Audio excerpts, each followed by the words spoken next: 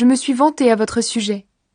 Je leur ai dit, les chrétiens de la province d'Achaïe sont prêts à donner depuis l'année dernière. Et votre ardeur à rendre service a entraîné presque tout le monde. Pourtant, je vous envoie ces frères pour que vous soyez vraiment prêts, comme je l'ai dit. Dans cette affaire, j'étais fière de vous. Il ne faut pas que ce soit pour rien. En effet, si les gens de Macédoine viennent avec moi et ne vous trouvent pas prêts, j'ai peur d'une chose. Nous qui sommes sûrs de vous, nous allons être couverts de honte, et vous aussi évidemment. C'est pourquoi j'ai pensé qu'il fallait demander aux frères d'aller chez vous avant nous. Ils vont s'occuper des dons généreux que vous avez déjà promis. Ils vont les recueillir. Ainsi on verra que vous donnez de bon cœur et non avec regret. Il faut le savoir. Celui qui sème peu de graines récolte peu, et celui qui sème beaucoup de graines récolte beaucoup. Chacun doit donner ce qu'il a décidé dans son cœur, sans tristesse et sans être forcé. En effet, Dieu aime celui qui donne avec joie. Dieu a le pouvoir de vous donner en abondance toutes sortes de bienfaits. Aussi vous aurez toujours tout ce qu'il vous faut, et vous aurez encore suffisamment pour faire de bonnes actions. Les livres saints disent « Il donne généreusement aux pauvres, sa bonté dure toujours ». C'est Dieu qui donne les graines aux semeurs et le pain pour la nourriture. Il vous donnera les graines à vous aussi. Il les multipliera et les fera pousser. Ainsi votre bonté produira beaucoup de fruits. Dieu vous rendra riche de 1000 manières, et vous pourrez vous montrer très généreux. Alors beaucoup remercieront Dieu pour ces dons que nous leur ferons de votre part. Par cette offrande, vous rendez service aux chrétiens de Jérusalem. De cette façon, vous leur donnez ce qui leur manque. De plus, vous les encouragez tous à remercier Dieu du fond du cœur. Vous montrez que vous obéissez à la bonne nouvelle du Christ. Vous mettez généreusement en commun ce que vous avez, avec les chrétiens de Jérusalem et avec tous. À cause de tout cela, ils reconnaîtront la valeur de ce service et ils rendront gloire à Dieu. Dieu vous a donné en abondance de grands bienfaits. Pour cela, ils vous montreront leur amour en priant pour vous. Remercions Dieu pour ses bienfaits extraordinaires. Paul se défend contre ceux qui l'accusent. Moi, Paul, je vous fais une demande personnelle à cause de la douceur et de la bonté du Christ. On dit que je suis timide quand je suis en face de vous, et énergique avec vous quand je suis loin. Je vous en prie, ne m'obligez pas à être énergique quand je serai parmi vous. Mais certains pensent que nous agissons pour des raisons humaines. Alors oui, contre cela, je veux utiliser toute mon énergie. Nous sommes des hommes, c'est vrai. Pourtant nous ne luttons pas d'une façon humaine. Non, les armes qui nous servent à lutter ne sont pas des armes humaines. Mais leur force vient de Dieu pour détruire tout ce qui lui résiste. Nous détruisons les façons de penser qui sont fausses. Nous renversons tous les raisonnements que des orgueilleux opposent à la connaissance de Dieu. Nous voulons changer l'esprit des gens pour qu'ils obéissent au Christ. Et quand votre obéissance sera parfaite, nous serons prêts à punir tout acte de désobéissance. Regardez les choses en face. Si quelqu'un est persuadé d'appartenir au Christ, il doit être sûr d'une chose une fois pour toutes. S'il appartient au Christ, nous aussi. Le Seigneur nous a donné l'autorité pour construire votre communauté et non pour la détruire. Je suis peut-être trop fière de cela, mais je ne vais pas en avoir honte. Je ne veux pas avoir l'air de chercher à vous faire peur par mes lettres. En effet, certains disent « Les lettres de Paul sont sévères et énergiques. » Mais quand il est au milieu de nous, il est faible et ce qu'il dit ne vaut rien. Celui qui parle ainsi doit être sûr d'une chose. Quand nous sommes absents, nous vous écrivons des lettres sévères.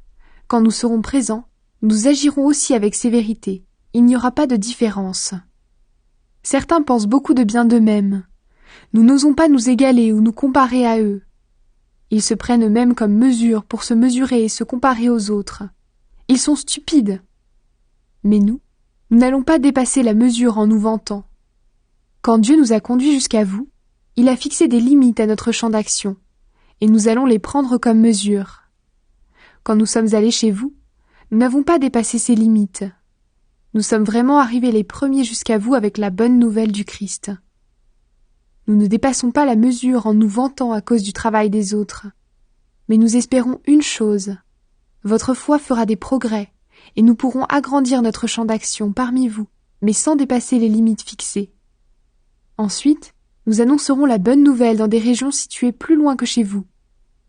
Nous ne voulons pas travailler dans le champ d'action des autres et nous vanter d'activités qu'ils ont déjà faites. Si quelqu'un veut se vanter, qu'il se vante à cause du Seigneur. Qui a de la valeur? Ce n'est pas celui qui se félicite lui-même, c'est celui que le Seigneur félicite. Paul et les faux apôtres. Ah, si vous pouviez supporter que je sois un peu fou. Eh bien oui, supportez-moi. Je vous aime d'un amour jaloux, et ce très grand amour vient de Dieu. En effet, je vous ai promis en mariage à un seul mari, le Christ. Oui, je vous présente à lui comme une jeune fille très pure.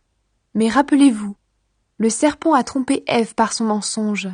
Alors j'ai peur d'une chose, qu'on vous donne des idées fausses et que vous ne soyez plus fidèlement et sincèrement attachés au Christ comme avant. Par exemple, quelqu'un arrive. Il vous annonce un autre Jésus, un Jésus que nous n'avons jamais annoncé. Ou bien, vous recevez un autre esprit, un esprit que vous n'avez jamais reçu. Ou alors on vous annonce une bonne nouvelle que vous n'avez jamais reçue non plus, et vous supportez très bien cela.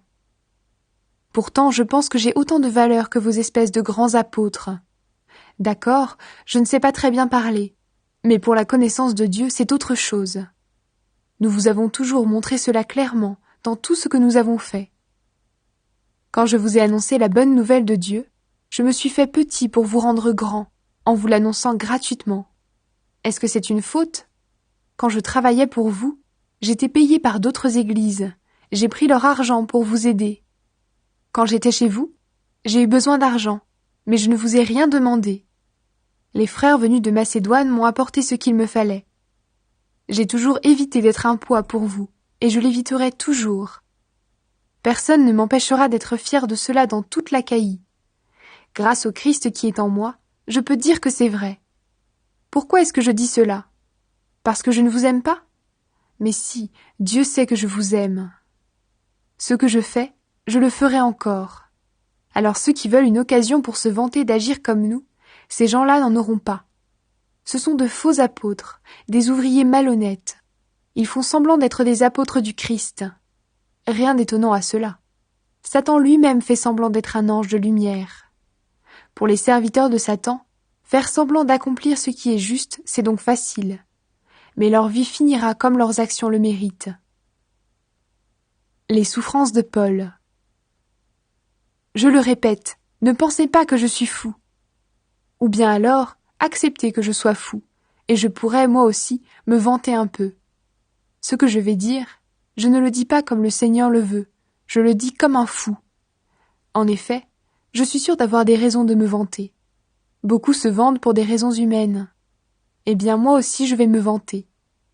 Vous qui êtes des personnes sages, vous supportez volontiers ceux qui ne le sont pas. Les gens vous rendent esclaves, ils profitent de vous, ils volent tout ce que vous avez, ils vous méprisent, ils vous frappent au visage et vous supportez tout cela. J'ai honte de le dire, nous avons été trop faibles. Pourtant, si quelqu'un ose se vanter de quelque chose, je vais l'oser moi aussi, même si je parle comme un fou. Ils sont hébreux, moi aussi. Israélites, moi aussi. De la famille d'Abraham, moi aussi. Des serviteurs du Christ, je le suis bien plus qu'eux.